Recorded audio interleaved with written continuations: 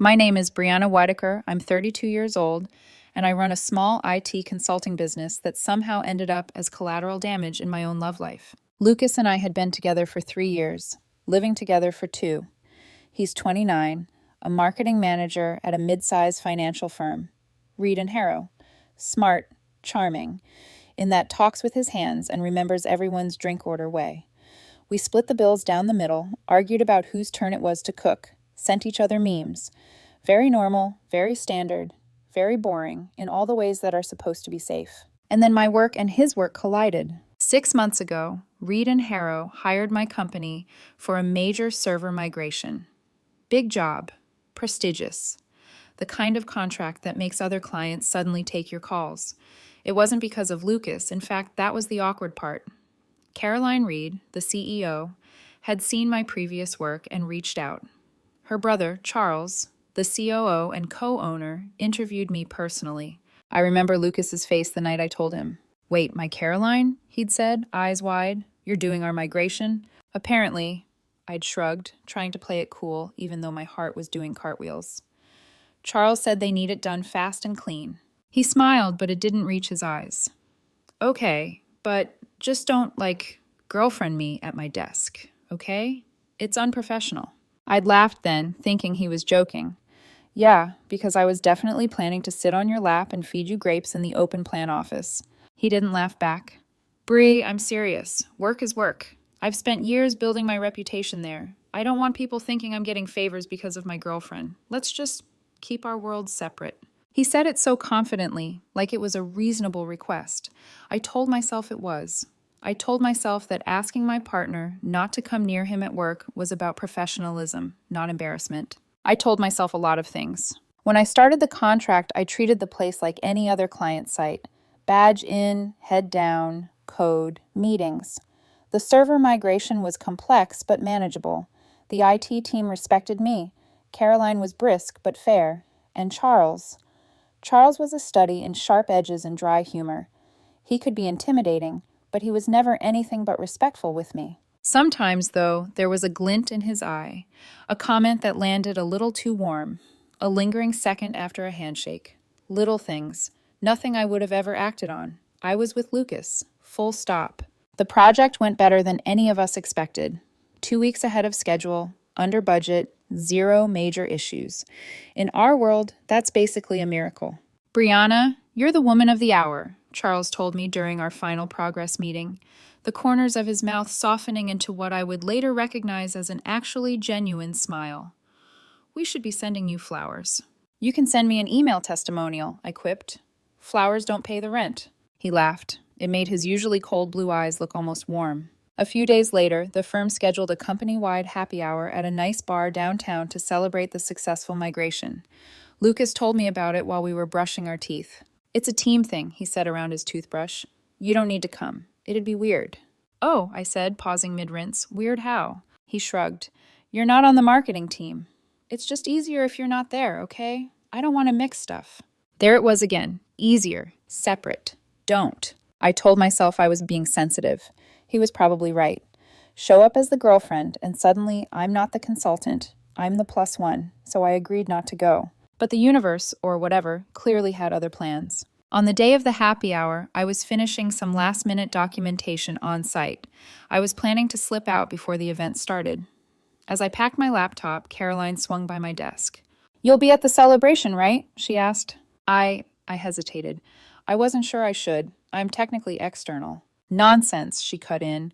"This migration is the reason we're celebrating on time instead of crying over lost data." She turned to Charles, who had appeared behind her like he was magnetized to the sound of my voice. "Tell her."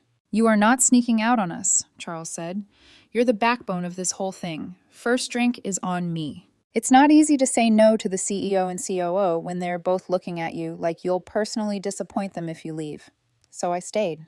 I texted Lucas in the hallway. "Hey, Caroline and Charles insisted I stay for the party. I'll have one drink and then head out.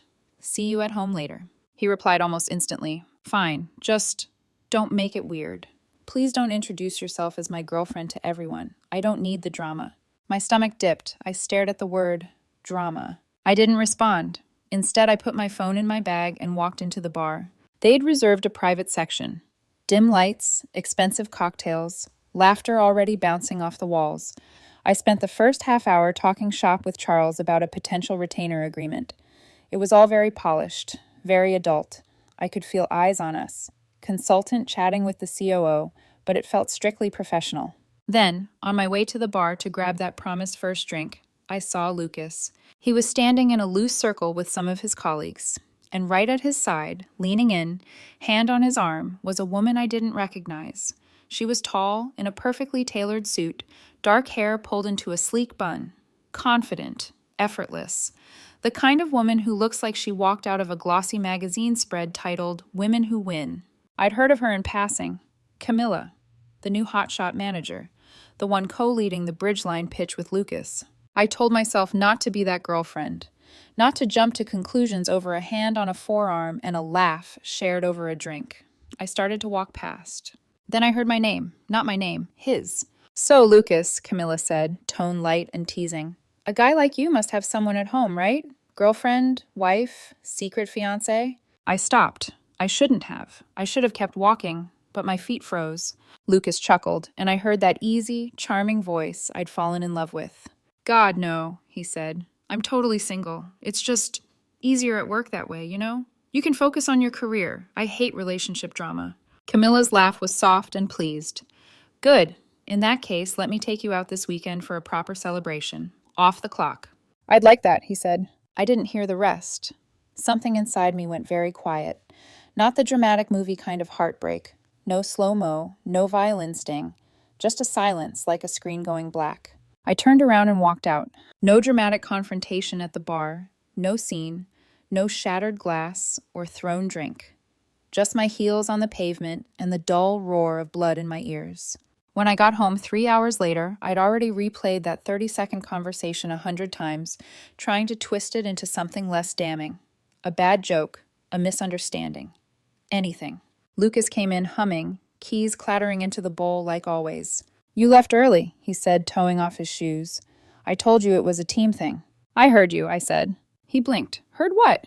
I kept my eyes on my laptop screen, even though I couldn't read a single word. "You, telling Camilla you're single.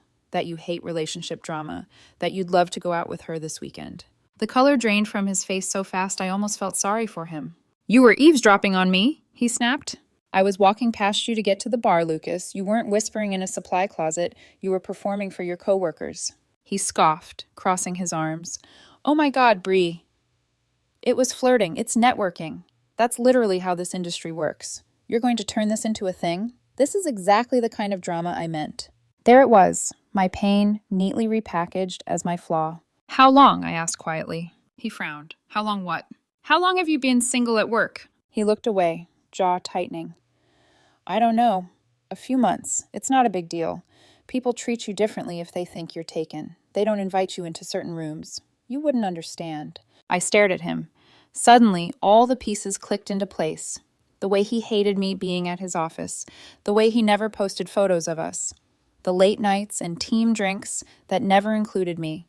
The constant insisting that keeping things separate was easier. Something inside me stopped begging to be convinced. "You're right," I said finally. He relaxed a fraction, misreading me completely. "Exactly. So can we not blow this up? I can't deal with your jealousy on top of work right now." "No," I said, standing up. "You're right that it's easier." I walked to the closet, pulled out a pillow and a blanket. He stared. "What are you doing?"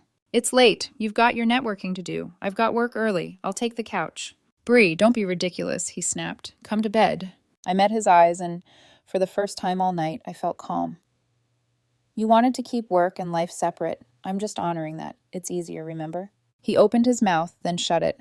I walked into the living room and closed the door. I didn't sleep. I lay in the dark, staring at the faint glow under the door, listening to the occasional creak of the apartment.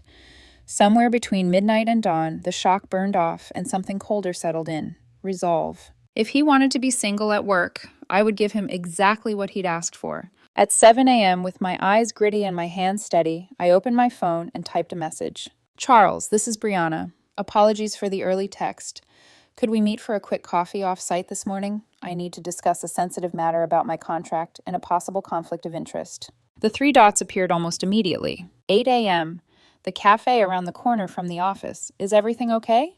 I stared at the screen for a long second, then typed back. It will be. I just want to make sure I handle this professionally. I set the phone down, exhaled slowly, and watched the first thin line of morning light creep across the living room ceiling. I was done being the one who made it easy for him.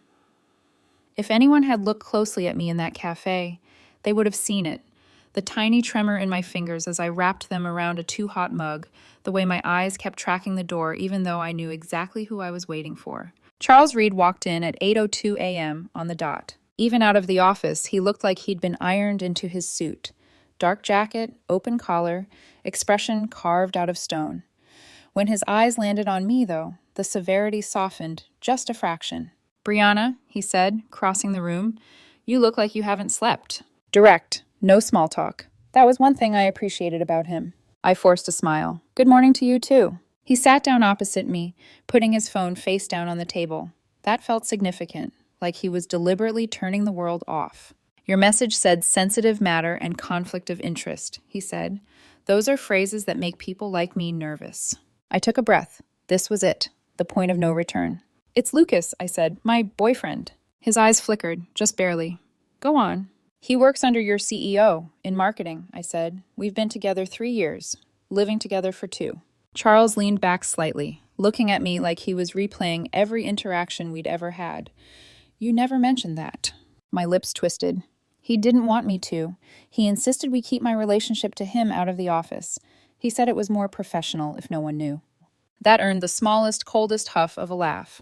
Ironic. I stared into my coffee. Last night, at the happy hour, I heard him tell Camilla he's totally single, that he hates relationship drama, and that he'd like to go out with her this weekend. Charles didn't interrupt. He just watched me, eyes sharpening. When I confronted him, I continued, he admitted he's been telling people at work he's single for months. Said it's easier that way, that people treat you differently if they think you're taken. He framed it as some kind of career move. I swallowed. He told me I was making it into drama. There was a beat of silence, the clink of cups, the low hum of other people's mornings, the hiss of the espresso machine. It all sounded far away. "I'm ending things," I said. Saying it out loud made it feel real. "I'm moving out. That part is personal. I'll handle it, but professionally." I forced myself to meet his gaze. "Professionally, I'm concerned." "How so?" he asked. "If my consulting contract turns into a long-term retainer," I said slowly, choosing each word like it was a piece on a chessboard, "I don't want to be in a situation where my ex, who has already shown he'll lie to protect himself, can claim I'm harassing him, or creating a hostile environment, or that I'm using my access to retaliate." Charles's jaw ticked once. His hands were folded, but there was a tension in his shoulders, like he was holding himself very still. "You're not the liability here," he said finally. "He is." "He's already lied to your colleagues," I said softly. "To you, by extension. I don't want to drag my personal mess into your firm." "Too late," Charles said, but there was no bite in it, just clarity. "It's already here, and it's bigger than you think." He leaned back, eyes narrowing, like he was lining up a shot. "I've suspected for a while that something was off," he continued. "Lucas and Camilla have logged more hours in strategy meetings than the rest of the team combined. Those meetings have produced exactly 0 usable work on the Bridgeline pitch. That pitch is due in 2 weeks. Caroline is under pressure from their board, and Mr. Harrison is breathing down our necks. Now we know why." I frowned. "You think they've just been, what, flirting and wasting time?" "I think," Charles said, "that Lucas has been using company time to play single at work while leveraging Camilla's status for a promotion. And I think Camilla has been happy to let him, as long as she thought he was available." His mouth flattened, which makes both of them a liability. I swallowed hard. There was a vindictive little part of me that felt satisfaction hearing that, but mostly I just felt tired. "I'm not here to demand anything," I said. "I just wanted to disclose the relationship before I end it, so there's a record. If you decide the risk is too high and don't want to move forward with a retainer, I'll understand." He studied me for a long moment. "You came here to make it easier for us."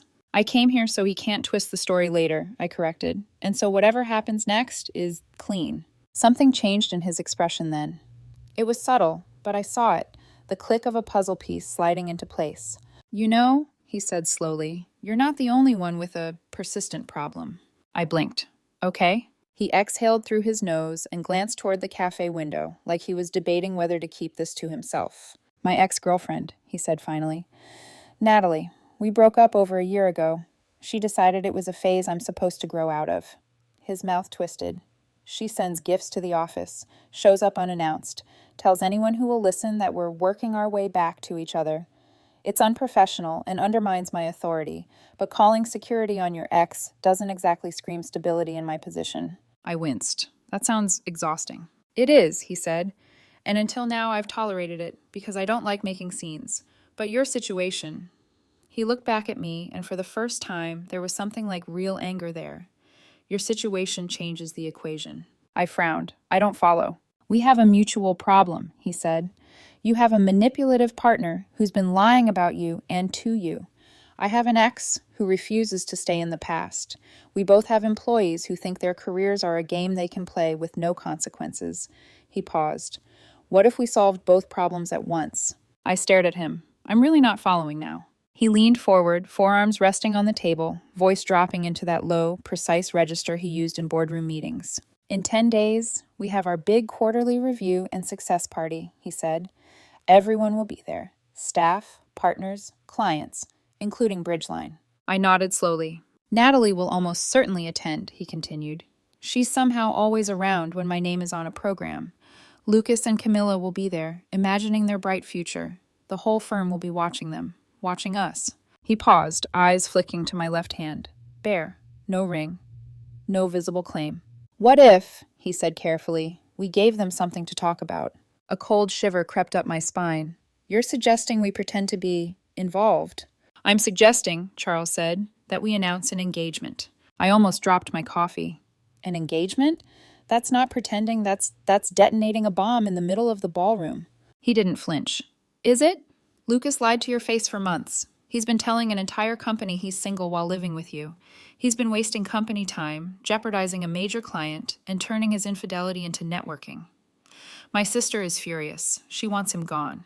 This gives us a particularly pointed, memorable justification. By pretending you and I are getting married, I said, incredulous. Think about it, he said. Lucas sees that not only have you moved on, you've moved on with someone well above him on the food chain. He can't spin that into you being jealous or clingy. Natalie sees that I'm off the market in the most undeniable way possible.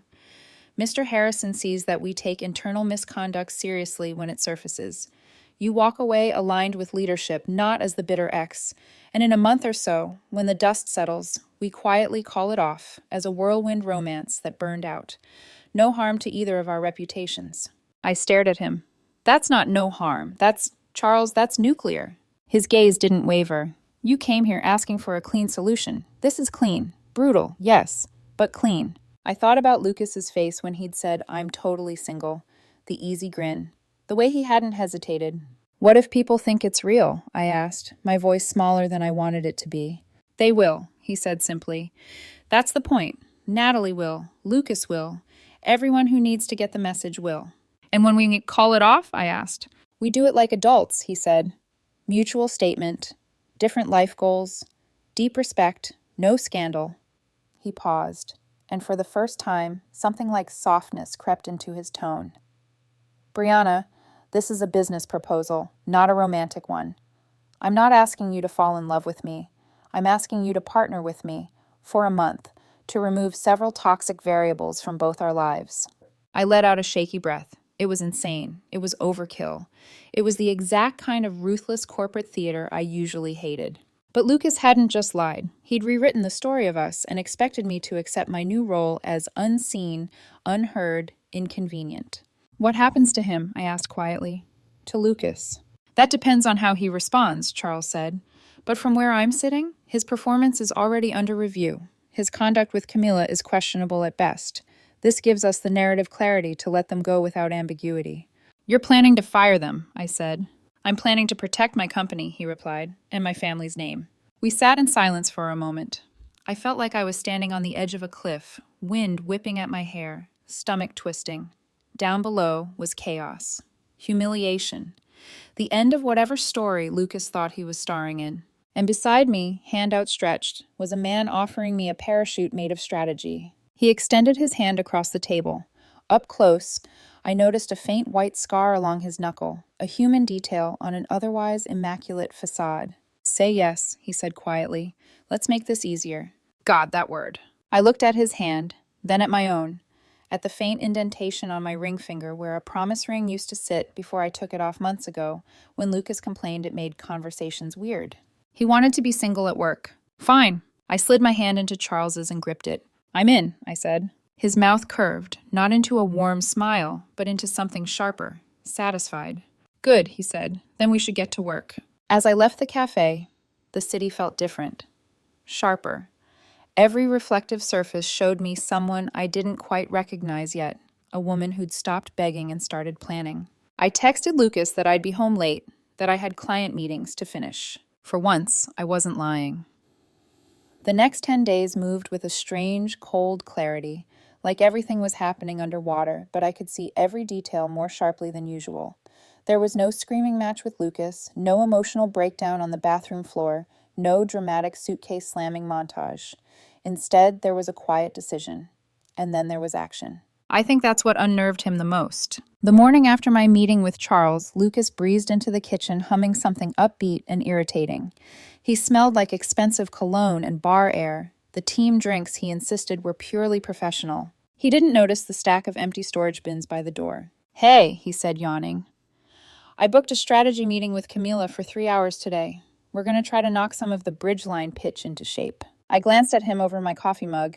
3 hours is a long meeting. He shrugged, smiling that effortless smile I used to find charming.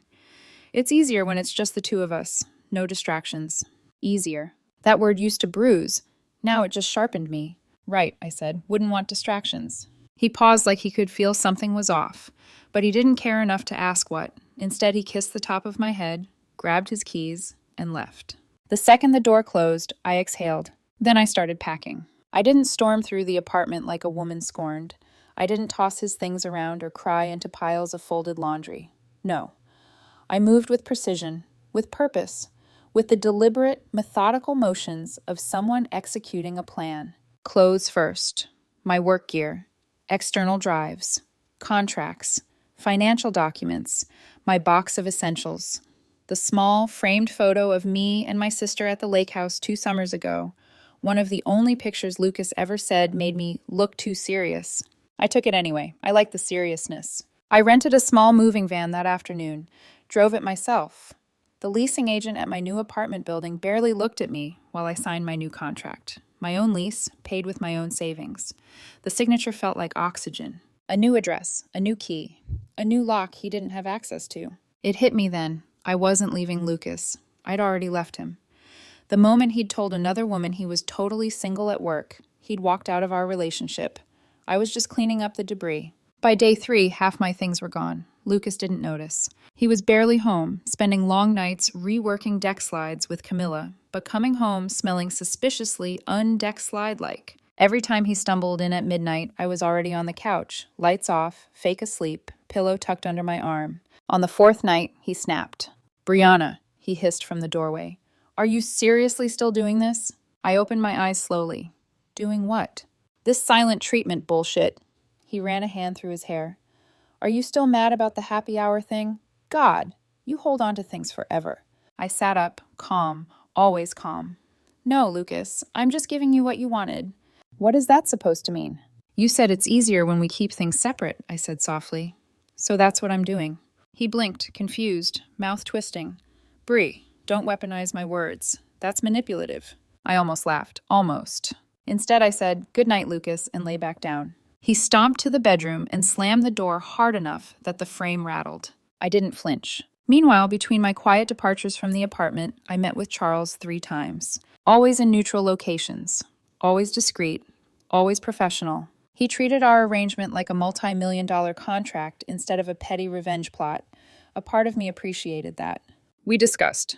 Timeline, the quarterly party, exactly 10 days away. Entry strategy, we'd arrive arm in arm. Subtle, suspicious, enough to plant seeds. The announcement, Charles would call me on stage to receive the migration award, then reveal the engagement. The ring. "I'll use my grandmother's," he said. "Only temporarily." I stared at the ring box he slid across the table. Isn't this too much?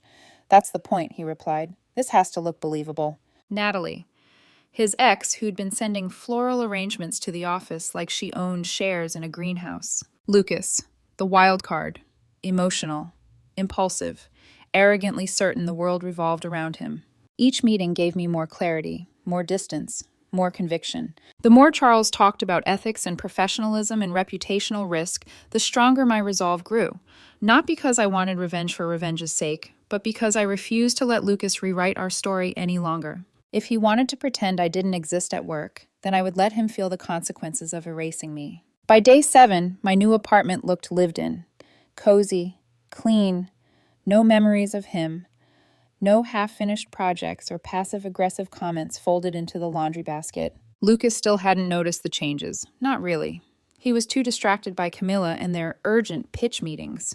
On Wednesday night, he finally caught a glimpse of the near-empty closet. "What the hell?" he asked, pulling open the sliding door. "Where are your clothes?" "In my new apartment," I said calmly, washing a mug in the sink. "I moved." "What?" His voice cracked. You moved? Why didn't you tell me?" I placed the mug on the rack. "I did, just not with words." "What does that even, Brianna, what is going on with you lately? Are you punishing me?" I turned to face him fully for the first time in days. "Lucas, you've been single at work for months. I'm just helping you match your lifestyle." If I hadn't been looking directly at him, I would have missed the way his face twitched, like someone had flicked him hard between the eyes. "You're being childish," he spat. "Okay," I said. That one word, the calm, flat agreement, hit him harder than any argument possibly could. His jaw clenched so tight his cheek pulsed. "This isn't over," he snapped, pointing at me like I was out of line. But it was. He just hadn't realized it yet. On Friday morning, the morning of the quarterly celebration, I picked up the last of my belongings.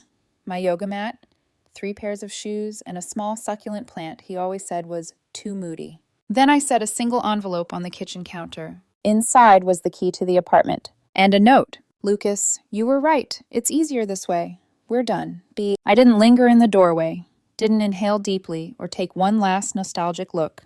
I just left. The hallway felt brighter than it ever had. In my car, my phone buzzed. A message from Charles. "Tonight we end this cleanly. You ready?" I typed back. "More than ready." I drove home, showered, dressed, and slipped on the dress Charles's stylist had chosen.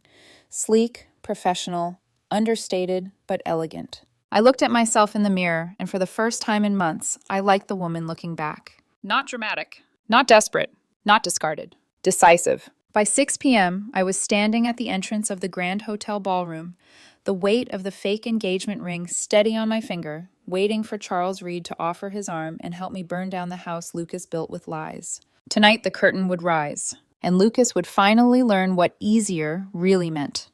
The Reed and Harrow quarterly celebration wasn't the kind of event where people mingled over cheap beer and paper plates. It was held in the chandelier-lit ballroom of the Evercrest Hotel, white marble floors, polished brass railings, silent servers in crisp black uniforms, gliding around with trays of champagne. The kind of place where reputations were made or destroyed. I stood in the entryway, fingers smoothing over the skirt of my dress, more to steady my breathing than to fix any wrinkles.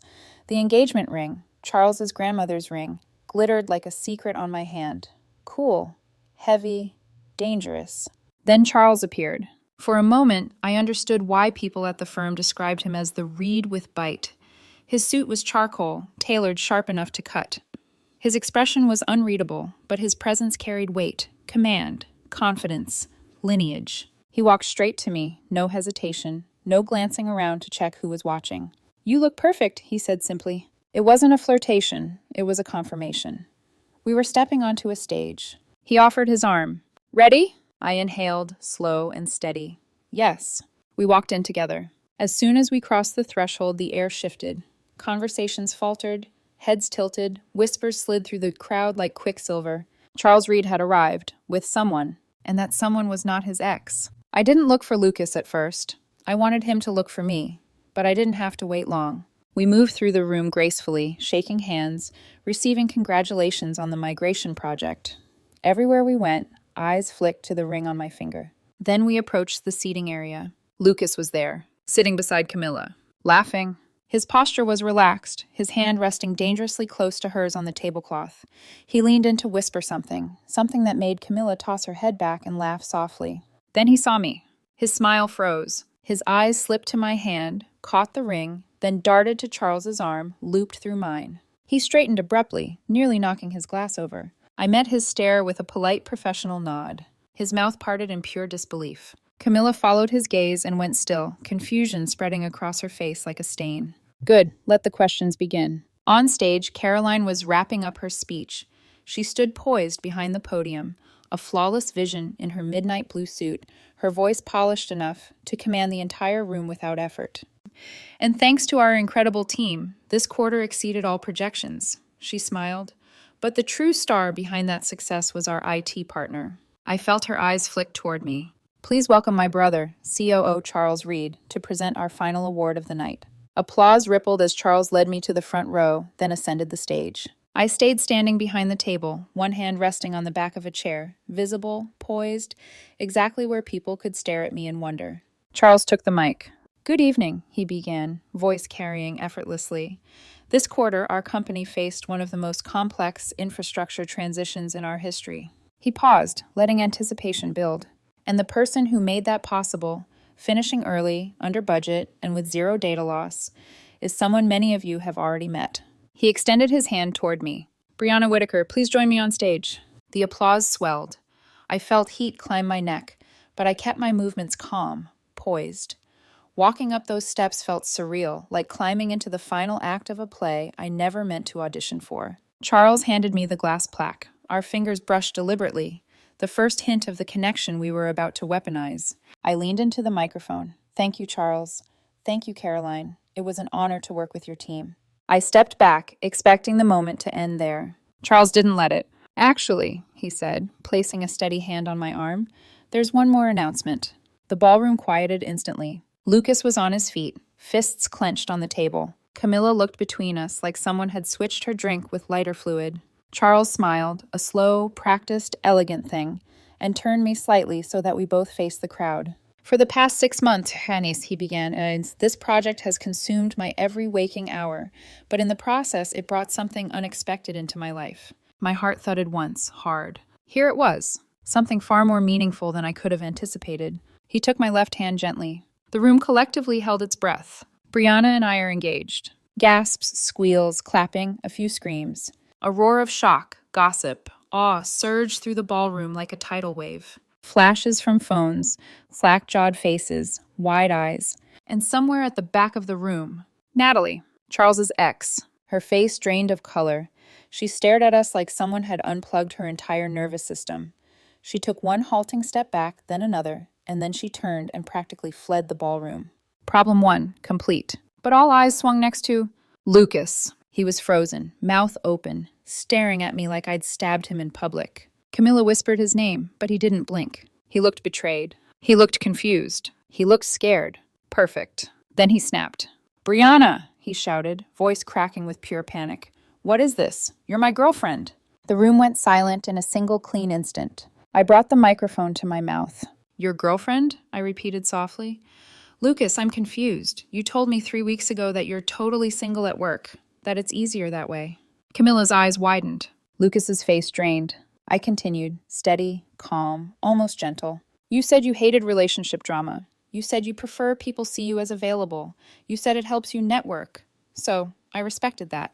A murmur spread through the room, sharp, shocked, vicious. Lucas shook his head, eyes wild. No, that's not, Brianna, you can't, this is crazy. Caroline Reed rose from her seat near the stage. Lucas, she said quietly, is what she's saying true? Camilla immediately tried to distance herself. He told me he was single, she blurted. He said he lived alone. I had no idea. Lucas rounded on her. Camilla, don't act like you're innocent in this. That was a mistake. Charles stepped back to the mic. For months, he said coolly, you two have spent excessive company time in private meetings producing zero progress on the Bridgeline pitch. A pitch due in 2 weeks. A pitch currently in shambles. Mr. Harrison, the Bridgeline client, leaned forward, scowling. Charles continued, voice still calm but colder. You misrepresented your relationship status to your team, misled colleagues, and compromised your professional responsibilities, all while living with Brianna and pretending she did not exist. Lucas looked genuinely terrified now. Caroline stepped forward, her voice like a blade. Lucas Hart, Camilla Flores, effective immediately. You are both terminated. Security appeared at their sides like shadows. Lucas's voice cracked into a desperate shout. Brianna, please, you're doing this. You're ruining my life. I leaned into the mic one last time. No, Lucas, I just finally believed you. Silence. Then applause. Not polite applause. Explosive. Cathartic. A roar of approval from an entire room watching justice untangle itself in real time. Security escorted Camilla out first, still protesting, still insisting she'd been misled. They had to practically drag Lucas away. He didn't leave the stage. He clung to it, hands gripping the railing like the world had just tilted underneath him. Our eyes met. His were full of pleading. Mine were steady. He mouthed, why? And in the quiet space between his question and his removal, I mouthed back, you started it. He was escorted out, still calling my name. I didn't look away until the doors shut behind him. The ballroom was buzzing. Adrenaline, gossip, disbelief, awe. Charles stepped closer to me, lowering his voice. You did well, he murmured. My hand trembled only slightly. I curled my fingers around the edge of the plaque to steady them. It's not over, I whispered. No, he agreed, but the worst part is. He offered his arm again. Shall we mingle, fiancé? I slipped my hand into his. Let's. We walked off stage together as the lights dimmed for the next segment of the evening. Behind us, in the shadows beyond the glass doors, Lucas's world was collapsing. Mine was finally rebuilding. If the party was an explosion, the days that followed were the fallout. Radioactive, far-reaching, and impossible to contain. But the strange thing about fallout is this. If you're the one who triggered the blast intentionally, you're already wearing the protective gear. Lucas wasn't. Neither was Camilla. Neither was Natalie. And none of them were ready for what came next. That night, after Charles and I left the ballroom, still arm in arm, still performing the role of a newly engaged couple, I turned off my phone, not because I was afraid of what would come through, but because I already knew. And I was right. The next morning, when I finally powered it back on, notifications flooded the screen like an electrical storm. 48 missed calls, 22 voicemails, dozens of messages, all from Lucas. Then more from unknown numbers, probably burner accounts he created after I blocked him the first time. The voicemails were a greatest hits album of emotional whiplash. Bree, we need to talk. This isn't funny. You embarrassed me, both of us, in front of everyone. I didn't mean it like that. Come on, you know me. Call me back. Call me back, Brianna. You ruined everything. I love you, please, I love you. Then finally, you're going to regret this. The last voicemail was delivered at 3 a.m. I listened to it once, deleted it, and blocked the number. Then I went back to sleep. I didn't dream about him, but Lucas wasn't content to scream into my voicemail. Instead, he went public. He posted a long, rambling Instagram story about how Charles was a predator, how I was manipulated, how the company stole his girlfriend, how he was unfairly fired, how he tried to do the right thing but was crushed by office politics. He tagged me. He tagged Reed and Harrow. He tagged Charles. He tagged Caroline. He tagged Mr. Harrison. He even tagged the bar where the company held the happy hour. It was desperation disguised as indignation. For a moment, a very short moment, some people believed him. But that's the thing about lying publicly. All it takes is one person with receipts to burn your story to the ground. And that person appeared less than 48 hours after Lucas's meltdown. Her name was Jasmine, one of Lucas's closest work friends. She'd sat next to him at the company happy hour.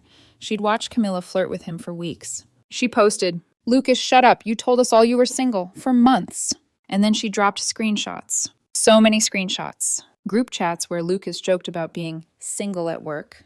Chats where he bragged about keeping Bray at home like a loyal golden retriever. Chats where he called me boring. Chats where he said he was planning to leverage Camilla for a promotion. Chats where he said he'd drop Brianna after the bonus hits. Chats I never, ever would have seen if Jasmine hadn't been done playing loyal friend.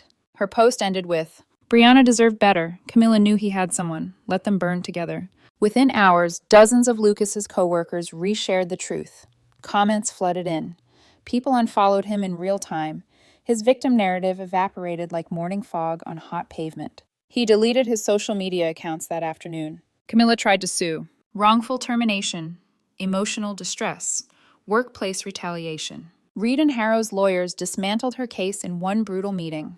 They presented every work log she and Lucas falsified. Hours upon hours of empty strategy meetings. The half-finished, embarrassingly poor Bridgeline pitch draft. Screenshots from Lucas's own team alleging they'd been checked out for months. Camilla withdrew the claim before it hit discovery. I heard she left the city shortly after. Lucas tried to apply for new jobs. But the financial marketing world is small, very small. And stories spread fast when the CEO of a major firm fires 2 employees in front of an entire company. Everywhere Lucas applied, someone had a cousin or friend or old colleague who'd heard the single at work story. By February, he'd stopped trying. By March, he moved out of the city. By April, word reached me.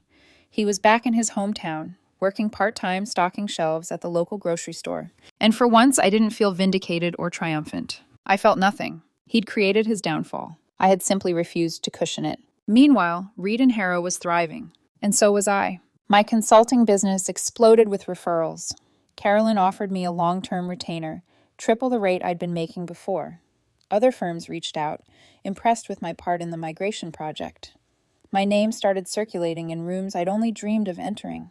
It wasn't luck. It was the result of not letting someone else diminish me anymore. Ironically, Charles and I ended our engagement exactly as planned, 1 month after the party. A joint public statement.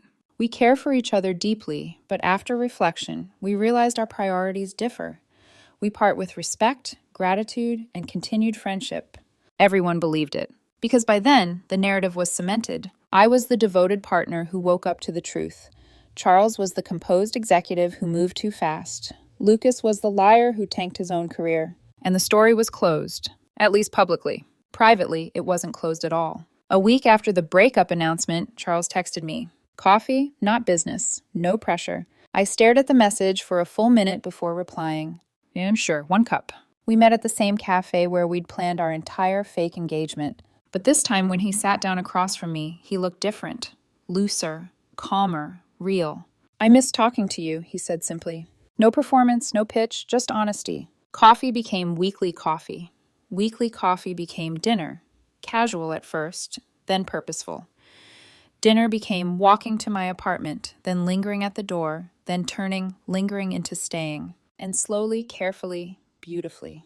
The lines blurred. No stage smiles, no agenda, no games. Just 2 people who'd both been lied to, used, underestimated, and who finally understood what it meant to be looked at with respect instead of expectation. We kept it quiet, not out of fear, out of peace. For once, things didn't need an audience. 6 months later, I found myself in a place I didn't expect at all. Stable, respected, loved, genuinely, quietly, honestly, by a man who never once asked me to make myself smaller so he could shine. Lucas once said he wanted to be single at work because it was easier. He lost everything trying to make his life easier. I stopped trying to make things easy for him and ended up creating a life that was finally easy for me. Not because it lacked challenges, but because it lacked him. He wanted to play games. I simply learned to stop playing his.